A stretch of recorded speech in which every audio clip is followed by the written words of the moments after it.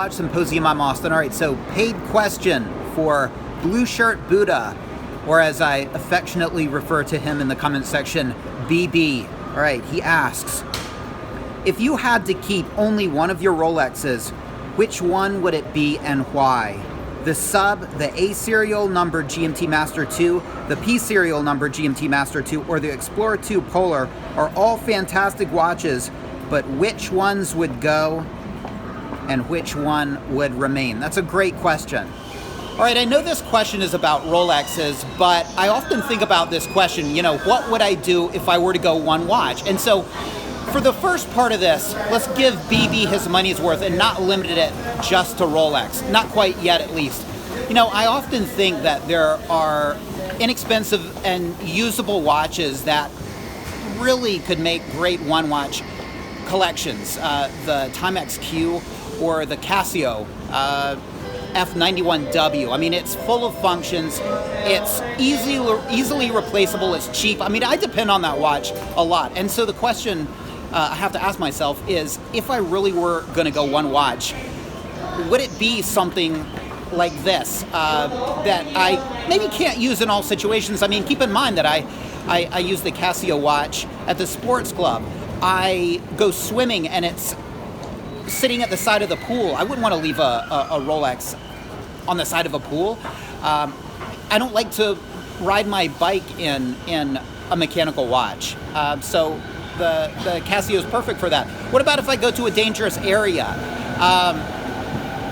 There are situations where you wouldn't want a Rolex, and so you have to ask yourself, if you have to go one watch, would you just say it's got to be something not expensive, but easily replaceable, usable, and in a way, Casio or Timex Q would make a lot of sense. But I'm a watch guy, all right, and I'm pretty passionate about this, and I love having a nice watch so much that I couldn't do it. I couldn't go the purely utilitarian route, which means I would choose something high end. So we're back to the original question. I'm at Rolexes. I wouldn't go the cheaper watch route. Now, what would I do at the sports club? When I went to dangerous areas, I wouldn't wear a watch. I'd depend on wall clocks and ask people for the time. I just would do without. But that lack of convenience would be worth it to have something that turns me on. So we've established I would want something high end. Now, would I go outside the Rolex brand? Would I go Tudor? Would I go GS? Would I go something aside from a Rolex? No, I wouldn't, because Rolex is my brand. It's the brand that turns me on the most. I love reading about them. I like wearing them. I love the aesthetic. I love the history behind them. And I love the association with exploration and adventure. And so I would have to go with one of my Rolexes, but would it be the Sub, the Explorer 2, or one of the GMTs? Well, I think you have to make a choice between aesthetics or functionality, and functionality in terms of the functions. Now, if you want to go down the path of purely aesthetics, I think the Sub is which I would choose because it is beautiful. I think it's one of the most beautiful watches ever made. It's got balance. It's very minimalist. It's got a minimalist dial. Two-line subs are, I think, the pinnacle. But it's a time-only watch. You have that rotating bezel, but it's a time-only watch. So it comes at a price of the functions that you don't have with something like this, or the Explorer 2, where you get another time zone and you have access to the date. Now, which is the bigger trade-off? I mean, I would have to say you're trading more if you go with the 14060, because as beautiful as it is this much less beautiful? I mean, a lot of people say that the dial with the date and the Cyclops and the 4 lines instead of 2 is not as nice looking. It's not going to be as balanced. If you're a minimalist, it's going to be more of a busy dial with that COSC statement on there. But is it that much of a trade-off? I would say no. I mean, this is a beautiful watch here. Is it as beautiful as the 14060? No, but the functions outweigh the small cost of aesthetics that you have to pay. And So I would have to go with a watch that had the GMT function and the date. So, sorry, sub. Whoa, whoa, whoa. Do I even believe that? I mean, I just said that the sub, no date, is better looking than the GMT.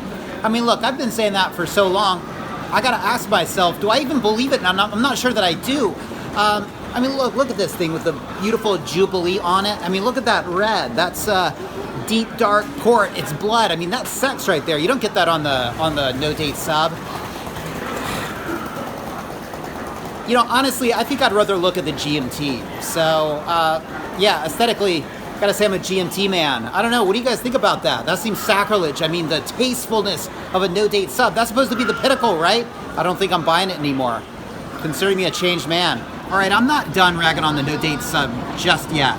Now, integral to the identity of that watch is its dive status. It's a dive watch. And the two things you need for a dive watch is you need a unidirectional bezel and a wetsuit extension. And you gotta ask yourself, are those really welcome on it anymore? I mean, you have to have them, you have to have that, but does anybody really need a dive suit extension? I mean, it comes at a cost. That clasp is quite a bit thicker, and for what? So like Tim Masso, you can wear the watch over a winter coat? I mean, who does that, right? Nobody does that, not even Tim does that. As for the unidirectional bezel, we'll come back to that, but unnecessary, but of course you have to have it. The day that they don't include that in a contemporary sub is the day that they admit it's no longer a diving watch, it's a desk diving watch. All right, so we've narrowed it down to the Explorer 2 or one of the GMT Master 2s. And functionally speaking, they pretty much do the same thing right. I mean, it gives you another time zone, and there's the date. But there's a little bit more functionality with, you guessed it, the rotating bezel, because I can use this bezel much like I use the subs bezel. I can time things with this bezel. Yeah, it doesn't work as good as a subs bezel. Hey, but it's got another advantage. I'll come back to that in a minute. But just the other day, I was cooking curry. I wanted to know how long I was cooking it, just to get an idea, so I can cook it for the same amount of time next time, right? And so I used the bezel and the triangle to mark the time at the minute mark. And when I finished my curry, I looked down and I had a reading of how long I had been cooking the curry. A couple days before that, I needed to remember that the bus came at 57 past the hour. I was with my daughters, we were doing things, I checked the bus time. What did I do? I set the hour to, the arrow to 57, and I forgot about it. And so it allowed me to mark the time. You don't have that functionality with the Explorer 2. Now, of course, the Explorer 2, you've got that beautiful white dial, but as beautiful as that white dial is, and it is beautiful, that's like the best thing of the Explorer 2. Overall, as a whole, I love the shape of this. I mean, the rotating bezel is beautiful, and it is worth another video alone. Just the way that those grooves are cut out, I mean, it's a thing of beauty, and there's no other bezel that looks like the sub or the GMT bezel, and it's integral to the aesthetic. And overall, I have to say that this, I think, is a better looking watch than the Explorer 2. The Explorer 2 is going to be a little bit stronger with that fixed bezel, but do I push the strength of any of my watches like that? Not really. So definitely going to go for the aesthetics of the GMT Master 2. And as far as the functionality of that rotating bezel, you got that too. Now, a lot of people will say that this is a watch where you can read 3 time zones. That always bugs me because you can only read 2 at a time. Right now, it's set to GMT time, and it is 9 o'clock in the morning in London, and here in Japan it's after 6 o'clock in the evening. Now, if I set the arrow to, well, I don't know what the arrow goes to, but if I set the the 5 on the bezel to the 5 on the indices on the dial, then I've got Eastern Standard Time. And it's not a third time zone. I mean, it is a third time zone, but I can quickly get to it. And I don't have to hack the crown to make that happen like you would with the Explorer 2. So I only have 2 time zones at one time, but quick as a wink, I can get a third time. I can change it to a third or a fourth or a fifth. So functionally, winner, and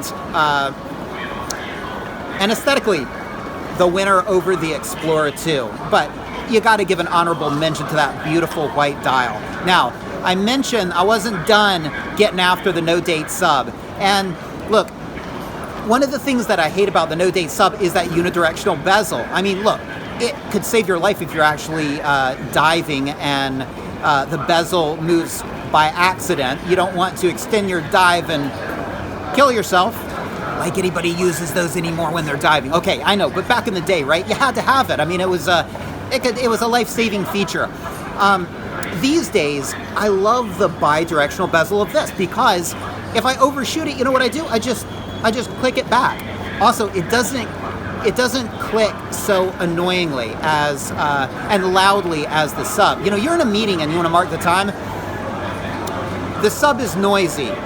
And imagine, click, click, click, click, click. Everybody looks your way. Oh, you overshot it. Now you got to go all the way around again. Okay, because this isn't unidirectional, it's got a softer click to it. It's much quieter. And if you overshoot it, you just go back. So much more functional than that unidirectional bezel. All right, one other aspect of the GMT Master 2 is versatility. I mean, you can get different bezel inserts for it, and you can get different bracelets for it. What are your options with the Explorer 2? Well, you can pay a lot of money and have them switch out the dial to a black dial, but they're not going to give you a Jubilee bracelet, and that bezel is never going to change. So essentially, you have 6 different looks with this watch. And look, I mean, if you're going to go one watch, things are going to get boring. You're going to have to mix it up a little bit, and you can still do it with the GMT Master 2, but you can do it in a way that is sanctioned by Rolex, and that's kind of fun. I mean, look, you guys know I love going and getting the different bezels at Rolex.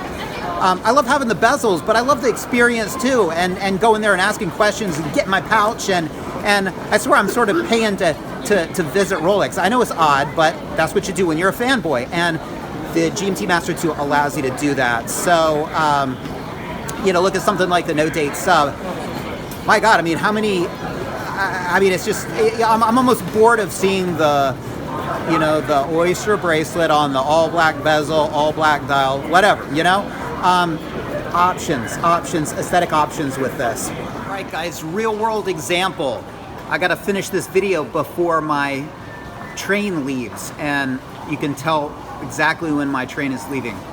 All right, so before I nail down Blue Shirt Buddha's answer, let me just point out one factor that I don't want to ignore, and that's the fact that the GMT Master 2s are the more desirable of the 4 watches. They're the ones that are going for the most money, and so that's a factor. Even if you don't buy any of the functionality or the aesthetic argument, you might just want to keep the watch that retains its value the most desirable, the one you can get the most money for if, you know, stuff really hits the fan, huh? All right, so the big question, which one, the A serial or the P serial? Well, look, the A serial has hollow end links, but it's got papers. The P serial has solid end links, but no papers. Really, they're both unpolished. Which one would I go for? Really, it's 6 of one, half dozen of the other. You know, either. Now, I'm not the kind of guy that would put the A serial bracelet on the P and the P bracelet on the A, but really, I guess that would make sense. So that's not my style. I really like to keep things the way they are supposed to be. So I wouldn't do that, but that would be the shrewdest thing to do, right? But what I would probably do is find out, you know, which the determining factor would be which would the potential buyer be willing to pay more for? Do they want the papers, or do they want the the solid and link bracelet? And for me, I would just go for like whatever you're willing to pay more for. All right, let's make it more difficult. What if they say, well, we're paying the same regardless of which it is, so you got to choose? I probably would go with the papers and the A serial because it's the first. And but the P serial, which I'm wearing right here, I mean, I think of this as my wearing watch, and so, you know, I don't know, even if I were to sell this, I don't know if I could put on the A serial and sort of change my way of thinking into this is the wearable sort of not worry about it getting knocked around kind of watch. I don't know if I could transition from thinking of it as the hoarding piece to the wearing piece. But I'm sure I could. So yeah, that's a tough question. I don't know. A lot of people would say you're crazy if you just don't put the P serial solid and link bracelet on the A serial and then just get rid of the P serial with hollow and links. I don't know. That's probably what I would do, actually. You know, I mean, look, the P and the A serial are close enough that many A models did have solid and link bracelets, so it's not crazy. It's not like having a T serial with solid and link bracelets. You know, T serials are from 1996, so that'd be something would be up with that. But again, to really honestly answer Blue Shirt Buddha's question, okay, final answer, P serial, because if down the road the hollow and link bracelet started to get a little rattly, I think, why did I sell the solid and link bracelet? Okay, I'd go P. Yeah, it doesn't have papers, but I have service papers, and look, it's my one watch. Who cares? I'm gonna die in it, so it doesn't matter. All right, there you go. Thanks for the question, Blue Shirt Buddha. I appreciate it. It was a fun one to answer. And look, if you're thinking about getting one of these watches, well, maybe this can help you work your way through which model is right for you. All right. Well, do you want a custom video just for you? Well, you can make it happen. $10 PayPal to me. Link in the description to my PayPal account. There's my email address down there if you want to send me a lengthy question, or if you want to just put the question in the description of the PayPal payment, that's fine. Hey, thanks for watching. Take care. See you next time.